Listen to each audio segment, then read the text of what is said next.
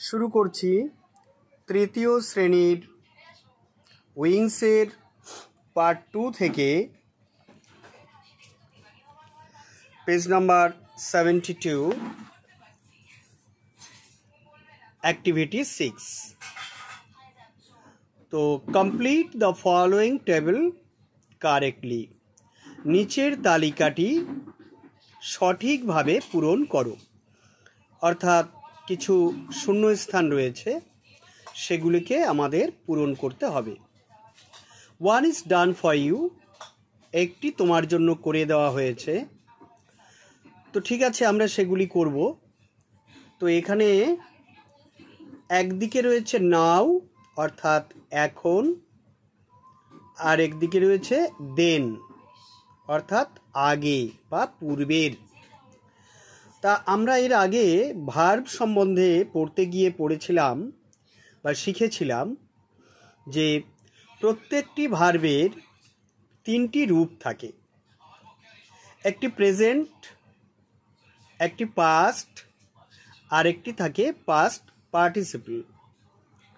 তো এখানে আমরা যে 8টি ভার্ব দেওয়া রয়েছে, এই 8টি কিন্তু ভার্ব। তো এই 8টি ভার্বের প্রেজেন্ট ফর্ম দেওয়া আছে, কিছু ভার্বের প্রেজেন্ট ফর্ম দেওয়া আছে, পাস্ট ফর্ম দেওয়া নেই, সেটা আমাদের লিখতে হবে। আর কিছু ভার্ব রয়েছে যাদের পাস্ট ফর্ম দেওয়া রয়েছে, তাদের প্রেজেন্ট ফর্ম আমাদের লিখতে হবে। তো এই লেখার মাধ্যমে বা এই গ্যাপগুলো পূরণ করার মাধ্যমে আমরা এই 8টি ভার্বের প্রেজেন্ট ফর্ম এবং পাস্ট ফর্ম এবং তাদের বাংলা অর্থ খুব ভালো করে শিখে নেব। শুরু করি আমরা। প্রথমে রয়েছে HIDE, হাইড। হাইড মানে কি? হাইড মানে হচ্ছে লুকানো। হাইড মানে লুকানো। তাহলে এর পাস্ট ফর্ম কি হবে? এই যে যেটি দেওয়া রয়েছে মিটের পাশে, এই HID, হাইড, এইটি হবে এখানে। হ্যাঁ, তাহলে এটি কিন্তু ভুল রয়েছে। হ্যাঁ, এই হাইডটা এইটি হবে এখানে। HID, হাইড হচ্ছে লুকানো, এটা প্রেজেন্ট ফর্ম। আর HID, হাইড, লুকানো, এই প্রেজেন্ট ফর্ম, এই ভার্বটির পাস্ট ফর্ম হবে HID, হাইড। তাহলে মিট এর পরবর্তী ভার্ব রয়েছে MEET, মিট। মিট মানে দেখা করা। তো মিটের পাস্ট ফর্ম কি হবে? MET, মেট।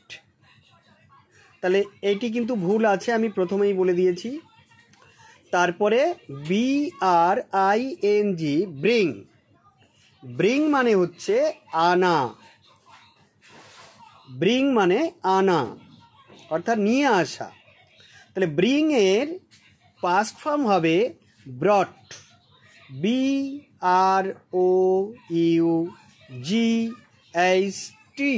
ব্রট। ব্রিং এর পাস্ট ফর্ম হবে ব্রট, BROUGHT,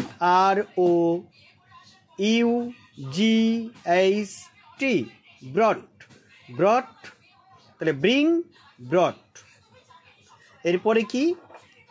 FOUGHT, ফট। ফট মানে যুদ্ধ করেছিল। তাহলে এই ফটের পাস্ট ফর্মটি দেওয়া রয়েছে ফট, এর প্রেজেন্ট ফর্ম হবে fight, FIGHT, fight, FIGHT, fight. Fight হচ্ছে যুদ্ধ করা বা লড়াই করা।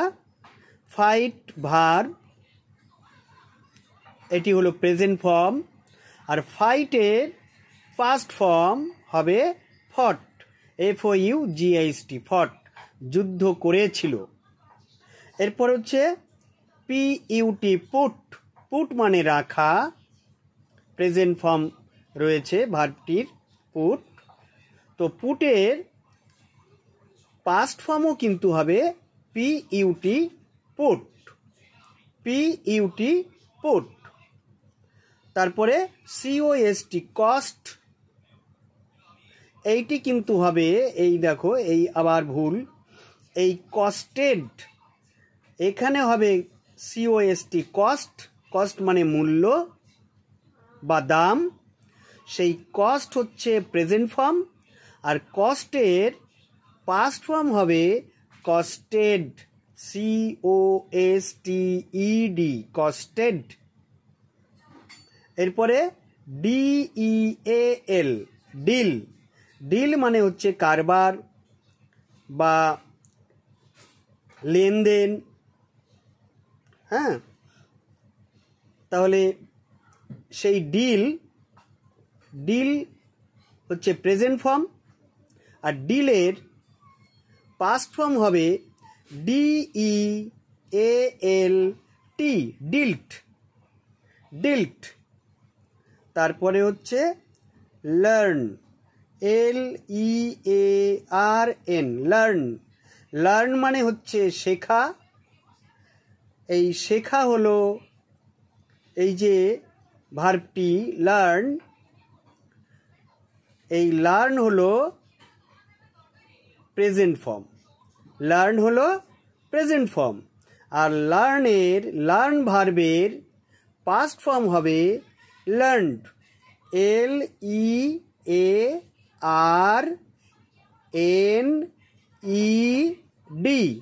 Learned, learned, শিখেছিল। তাহলে দেখো, এই যে 8টি ভার্ব আমরা এখানে পড়লাম, এই 8টি ভার্বের প্রত্যেকটির প্রেজেন্ট ফর্ম এবং পাস্ট ফর্ম এবং তাদের বাংলা অর্থ খুব ভালো করে আমাদের শিখে নিতে হবে, মনের মধ্যে একেবারে গেঁথে নিতে হবে, যাতে এই যে 8টি ভার্ব আমরা এখন পড়ছি, এই 8টি ভার্ব নিয়ে আর কোনো সমস্যা আমাদের না থাকে।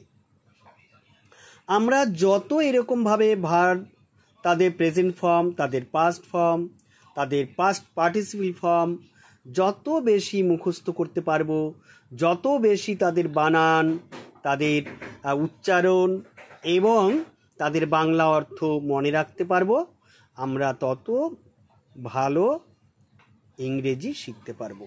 কেমন? তাহলে এর পরবর্তী যেটি রয়েছে সেইটি আমরা শুরু করি, ওয়ার্ডরোব।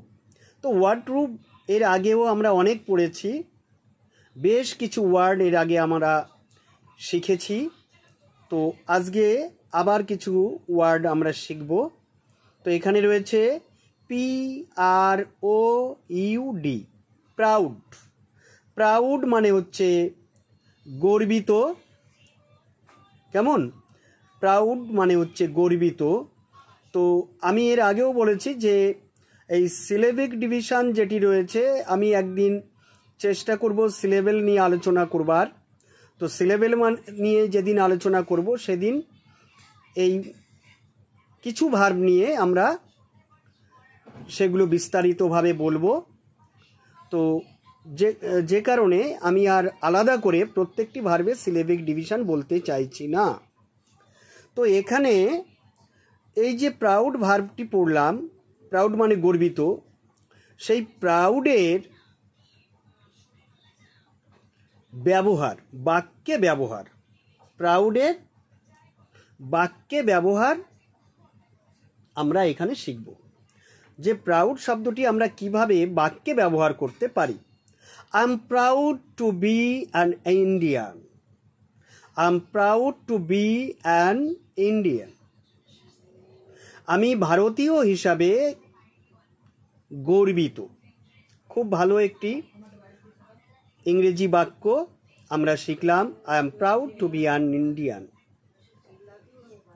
তারপর এইটি হচ্ছে তার সিনোনিম বা সমার্থক শব্দ। তো এখানে সব সমার্থক শব্দ এভাবে তোমাদের মুখস্থ করা সম্ভবও হবে না। তো এবং কিছু কিছু ক্ষেত্রে একটু বড় করে লেখা আছে, সে কারণে সেগুলি তোমাদের ক্ষেত্রে একটু অসুবিধাই হবে। তো তবুও তোমরা চেষ্টা করবে, যারা পারবে অবশ্যই তারা পড়বে। যে প্লিজড অ্যাবাউট ওয়ান সেলফ, কিছু একটা ব্যাপার নিয়ে খুব খুশি হওয়া। হ্যাভিং হাই অপিনিয়ন, গর্বিত হওয়া। হ্যাঁ, কিন্তু আমরা এই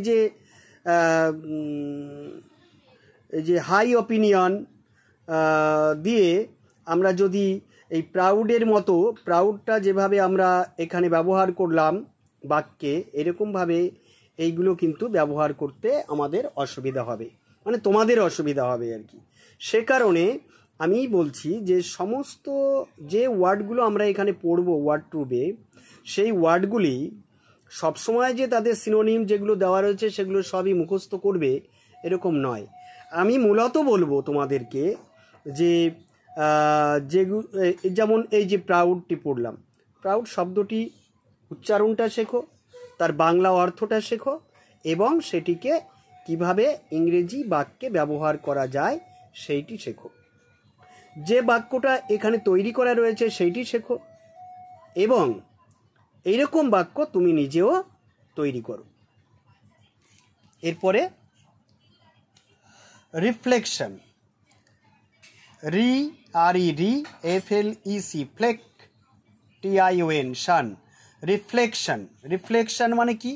ছায়া বা প্রতিবিম্ব।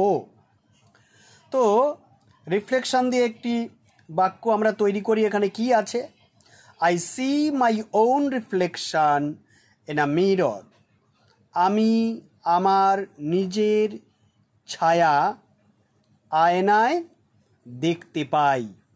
আই সি, আমি দেখি, মাই, আমার, ওন, নিজের, রিফ্লেকশন, ছায়া, ইন আ মিরর, মিরর মানে আয়না, আয়নায়।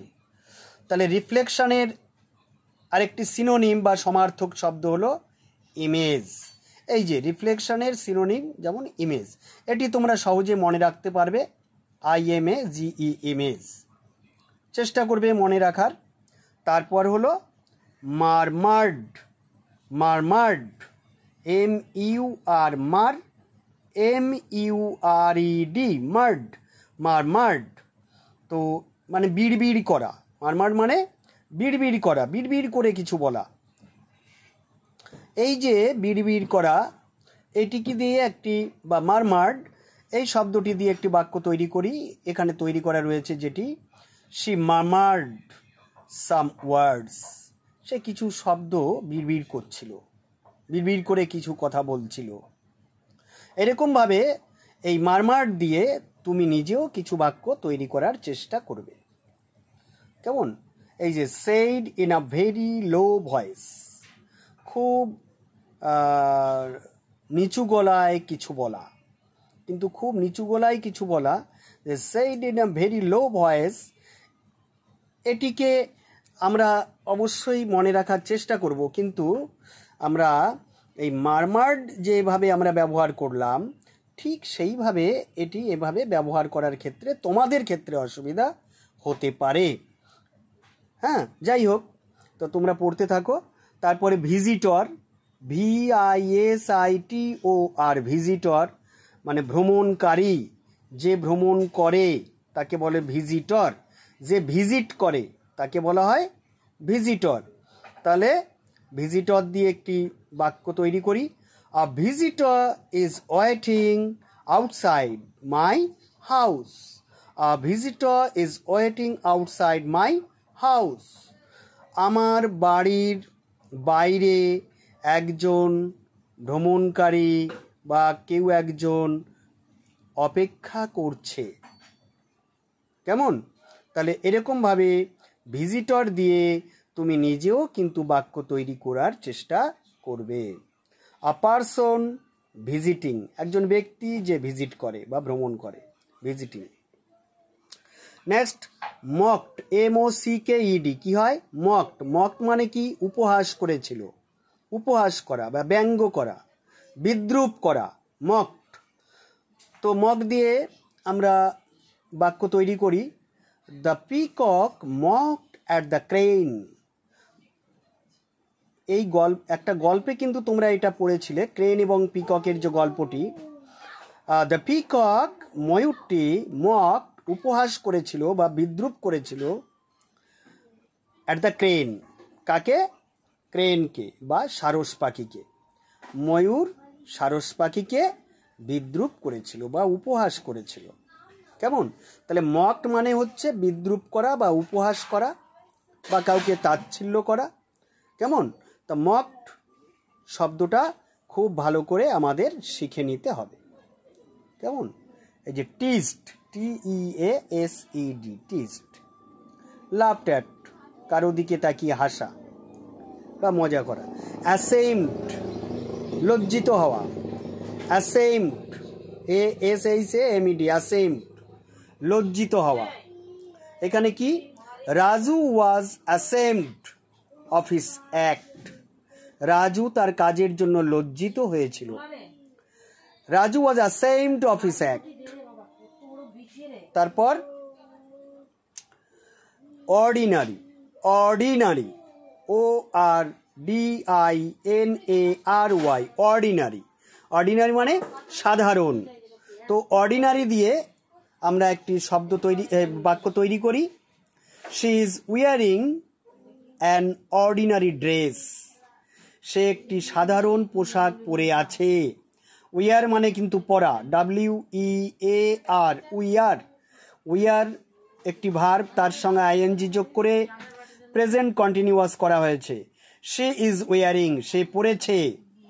অ্যান অর্ডিনারি ড্রেস, একটি সাধারণ পোশাক। ড্রেস পোশাক, ইউজুয়াল সাধারণ। নেইবার, নেইবার, NEIGHS, নেই, BOUR, বার, নেইবার। নেইবার মানে প্রতিবেশী। নেইবার মানে প্রতিবেশী।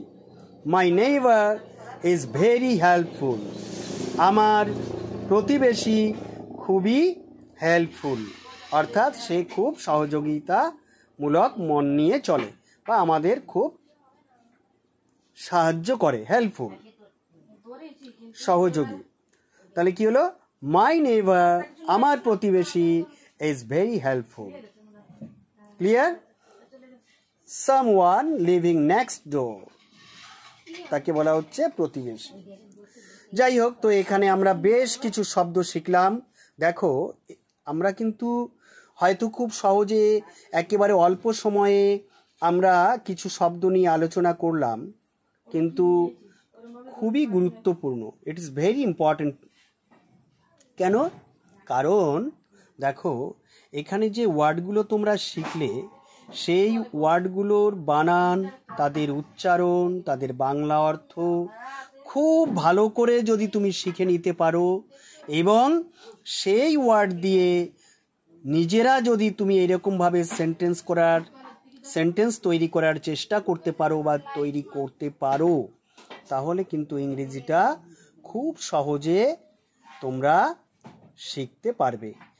এবং আমি আশা করি ইংরেজিটা তোমরা খুব মন দিয়ে শিখছো এবং আমি আমার সাধ্য অনুযায়ী চেষ্টা করছি তোমাদেরকে শেখাতে। আমার মনে হয় তোমরা শিখছো, অনেকেই ভালো শিখছো, আমি বুঝতে পারছি। তো প্রত্যেককে বলবো, আমি যেভাবে তোমাদেরকে পড়তে বলছি সেভাবে তোমরা পড়ার চেষ্টা করো, শেখার চেষ্টা করো। আমি যেভাবে বলছি সেভাবে যদি তোমরা শেখো, তাহলে আমার মনে হয় অন্তত ইংরেজি নিয়ে তোমাদের কোনো সমস্যা থাকবে না। আর সবশেষে বলি, অবশ্যই তোমরা আমার এই ভিডিওটি যদি ভালো লাগে, আমার এই পড়ানো যদি তোমাদের পছন্দ হয়, অবশ্যই তোমরা আমার এই চ্যানেলটিকে লাইক করবে, শেয়ার করবে এবং কমেন্টস করবে। কেমন? আজকে তাহলে এটুকুই থাকলো।